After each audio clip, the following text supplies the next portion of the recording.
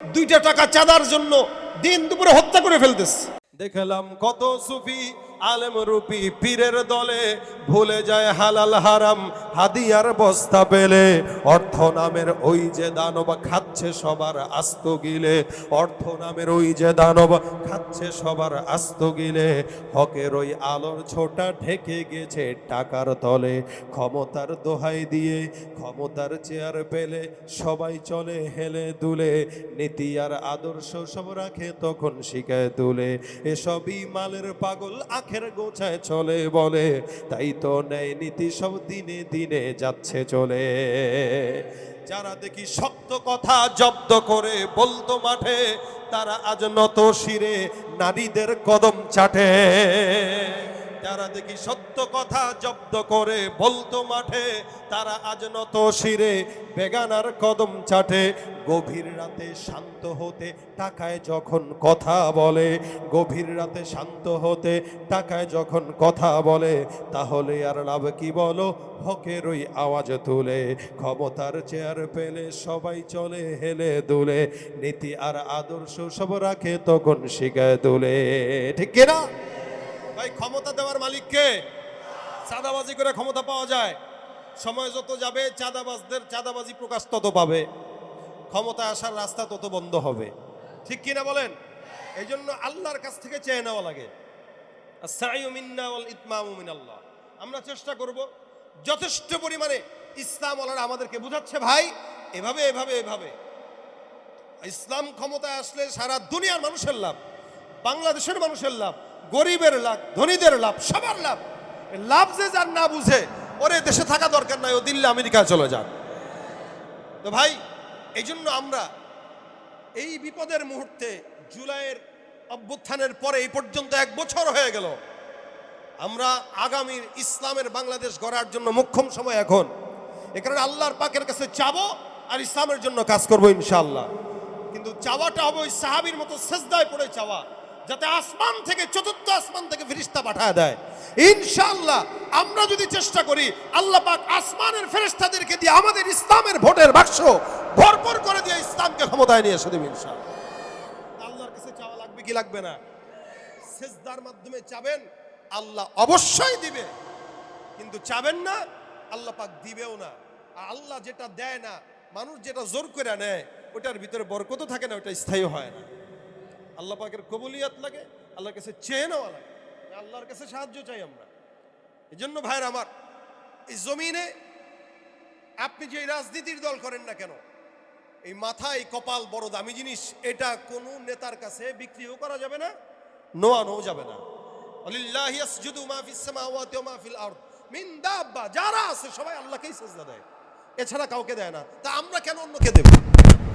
একটা আসমান যদি বুঝে আল্লাহকে সিজদা দেওয়া লাগবে, জমিন যদি বুঝে আল্লাহকে সিজদা দেওয়া লাগবে, গরু ছাগল যদি বুঝে আল্লাহর পায়েই মাথা নত করা লাগবে, আল্লাহর কুদরতি কদমেই নোয়ানো লাগবে, আমরা কেন বুঝবো না? তাহলে আমরা কি গরু ছাগলের চেয়ে অদম হয়ে গেলাম? হালত তো তাই। বাস্তবিক অর্থে মানুষ, কিন্তু প্রকৃত অর্থে আমরা অধিকাংশই গরু ছাগলের চেয়ে খারাপ হয়ে গেছে। আল্লাহ পাক যেন আমাদেরকে মানুষ হিসেবে কবুল করে, বলেন আমিন। এই সাহাবী সেজদার ভিতরে পড়ে আল্লাহ পাকের কাছে সেজদা দিয়া আসমান থেকে ফেরেশতা নামায় নিয়ে আসছে। ফেরেশতা বলতেছে, আল্লাহ পাক আমাকে আসমান থেকে প্রেরণ করেছেন শুধুমাত্র তোমাকে ডাকাতের হাত থেকে হেফাজতের জন্য। এই সাহাবী মদিনায় এসে অন্য সাহাবা আজমাইনদের কাছে বলতেছেন, ভাইরা আমার, এই দোয়াটার মাধ্যমে আল্লাহ পাক আমাকে ডাকাতের হাত থেকে বাঁচিয়েছে। সুতরাং তোমরাও যদি কেউ এই দোয়া নামাজের মধ্যে, সেজদার মধ্যে পড়তে পারো, আল্লাহ তোমাদের কথা সেজদার মাধ্যমে শুনবেন। ভাই ডাকাতি বেড়ে গেছে, ঘরে ঢুকে বেঁধে বিবিকে ধর্ষণ করতেছে, স্বামীকে উলঙ্গ করে পিটাচ্ছে, 2টা টাকা চাঁদার জন্য দিন দুপুরে হত্যা করে ফেলতেছে। এগুলোর থেকে বাঁচতে হবে তো নাকি?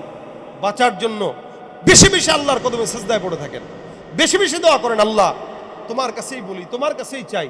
সেজদার মাধ্যমে যেহেতু তুমি সব কিছুর সমাধান করো, আমরাও সেজদা বাড়ায় দিলাম। মসজিদে যদি ফজরের সময় 10 জন আসতো, এখন আসেন 100 জন শুরু হন আসা ইনশাআল্লাহ। যখন মুসলমানের ফজরের জামাত জুমার জামাতে এক রকম লোক হবে ইনশাআল্লাহ, ওই সময় মুসলমানের বিজয় অনিবার্য হয়ে যাবে ইনশাআল্লাহ। কিন্তু আমরা ফজরের জামাতে মুসল্লি নাই, আর জুমার জামাতে মুসল্লি জাগা নেওয়ার মতো অবস্থা নাই। আল্লাহ পাক আমাদেরকে হেদায়েত দান করুক, বলেন আমিন। ওয়াসজুদু লিল্লাহি ওয়াবুদু। আল্লাহর নিকটবর্তী হওয়ার জন্য সেজদা ছাড়া কোনো বিকল্প নাই। এই জন্য নামাজ বাড়ায় দেন, সেজদা বাড়ায় দেন। সেজদাওয়ালা যারা তাদেরকে ভোট দেন, সেজদাওয়ালা যারা তাদের সহবতে যান, সেজদাওয়ালা যারা তাদের পিছনে পড়ে থাকেন।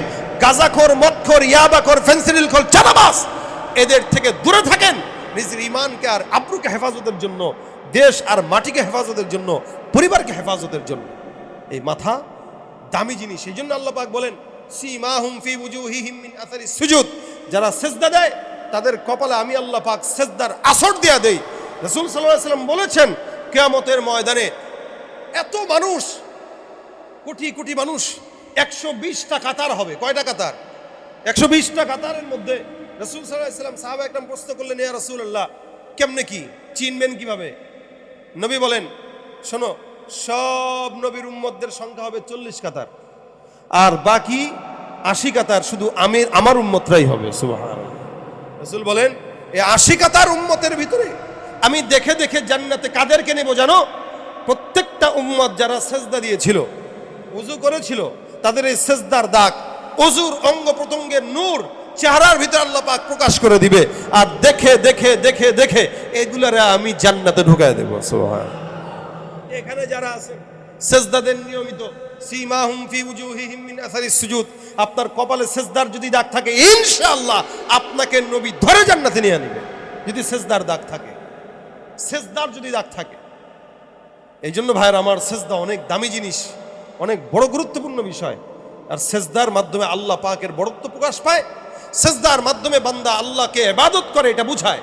এই কারণে শুধুমাত্র সেজদাটা, মাথা ঝুয়ানোটা, তাজিমি সেজদা বলতে কিছু নাই। ওই লালনের দরবারে যে সেজদা দেওয়ার কোনো যুক্তি নাই। খাজার দরবারে, শাহজালালের মাজারে, শাহপরানের মাজারে, শাহ মাকদুমের মাজারে, মিরপুর শাহ আলী মাজারে, এই মাজারগুলোতে যে সেজদা যারা যায় তাদের ইমানের ভিতরে খতরা আছে। ইমান নাই বললেই চলে। কেন? তারা শিরিক করেছে। আর যে সেজদা আল্লাহকে ছাড়া অন্য কাউকে দিবে সে সরাসরি আল্লাহর সাথে কুফরি আর শিরকি করলো। এই জন্য সেজদা শুধু কার কাছে? এই কথাটা কি আপনারা একমত না দ্বিমত আছেন? সেজদা কার জন্য? শুধু আল্লাহর জন্য। আপনি মা বাবাকে সালাম করতে পারেন কিন্তু সেজদা দিতে পারেন না। আপনি মা বাবাকে পায়ে ধরে সালাম দিবেন, ঠিক আছে, মাথা ঝুঁকাইতে পারবেন না। এটাই সম্মান। এই জন্য আমরা যারা এখানে আছি প্রত্যেকটা জমিন আমরা অনেক সময় ঘুরি। আমার এক ওস্তাদ আমাদেরকে বলতেন, বিশেষ করে আমাকে বলতেন, যে তোমার তো সুযোগ হয় গোটা বিশ্ব ঘোরার, যতটুকু পারো ঘুরো, বাংলাদেশের বিভিন্ন প্রত্যন্ত অঞ্চলে যাও, একটা আমল দেই তোমাকে, এই আমলটা শিখবা। আমি ওই ওস্তাদের থেকে এই কথা শুই না, তারপরে চেষ্টা করি এই কাজটা করার। আপনাদের কাছে শেয়ার করতেছি কেন?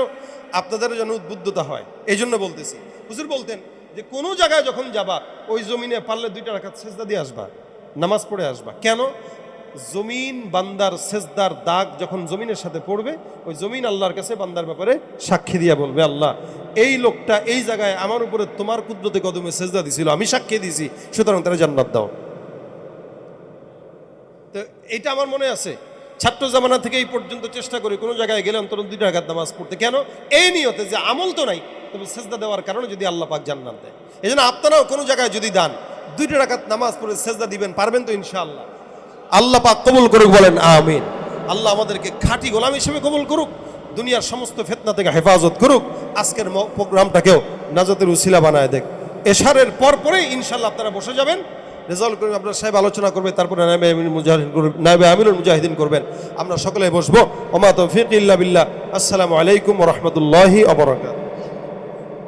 পূর্ণ আমার সারা নিশিদিন, আল্লাহ তুমি দয়ার সাগর, আল্লাহ তুমি দয়ার সাগর, রহমানুর রহিম, তোমার দয়ায় পূর্ণ আমার সারা নিশিদিন। দয়া কার করেন কে?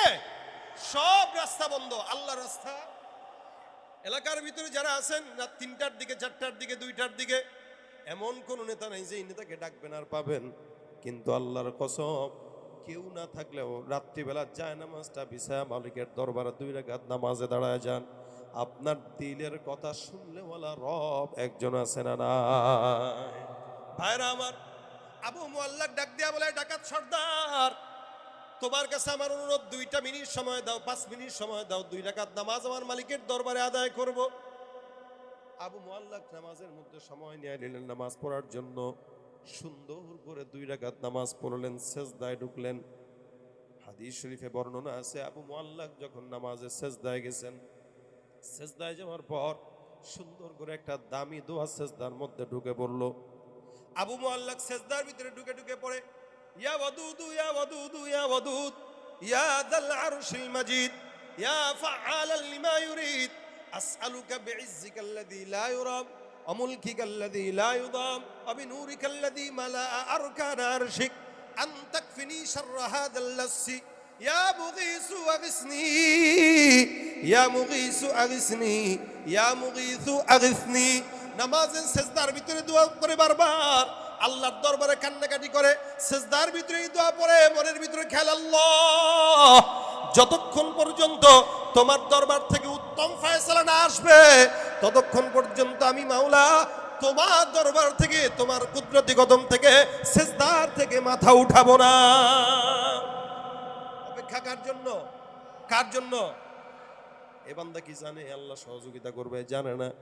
কিন্তু আল্লাহ পাক হাদিসে কুদসির ভিতরে ডাক দিয়া কয়, আনা ইনদা যন্নি আবদি বি, বান্দা আমার উপরে যতটুকুন ধারণা করবে আমি আল্লাহ পাক ওই বান্দার উপরে ততটুকুন ধারণা অনুযায়ী বরকত দিয়া দিব। এইজন্য একটা মানুষ চাইতে গেলে আল্লাহর কাছে বেশি চাইতে হয়, কম না। আপনি একটা মন্ত্রীর কাছে যায় যদি বলেন, স্যার আমার 1000 টাকা লাগবে, মন্ত্রী এই পাগল ছাগল কোত্থেকে নিয়ে আসছে? 1000 টাকার জন্য আমার কাছে আসা লাগে? আমার কাছে আসবে 1 কোটি টাকা, 50 লাখ টাকা, কোনো অনুদান, বড় অনুদান লাগলে সেটা আমার কাছে বলে 1000 টাকার জন্য আমার কাছে আসছে। এটা এমপি বা মন্ত্রীর কাছে 1000 টাকা চাওয়া মানে তাকে বেইজ্জতি করা। এটা তো এলাকার একটা স্বাভাবিক পাতি নেতাই দিতে পারে। আপনি আল্লাহর কাছে চাইবেন, কেন ছোটটা চাবেন? চাবেন সর্বোচ্চটা, বড়টা। আল্লাহ বলে, বান্দা যতটুকু নিয়ত করে চাবে আমি ততটুকুই বান্দাকে দান করবো, বরং তার চেয়ে বেশি দান করবো। সুবহানাল্লাহ। এজন্য চাইতে গেলে মালিকের কাছে বেশি চাইতে হয়, কম না। অবশ্যই বেশি চাওয়া, যার উপরে আর কোনো কিছু নাই এরকম চাওয়া, ওই ধারণা থেকে আল্লাহ পাক আপনাকে আমাকে দান করবে। কারণ আল্লাহর খাজানায় কম না বেশি? আমরা ফকিন্নি, যার কারণে চাই কম। আমাদের চাওয়াও তো ছোট। এই ছোট চাওয়া দেখে আল্লাহর কাছে অল্প চাই, আল্লাহ টুকি দেয়, আর পরে কই না এটুকু হয় না।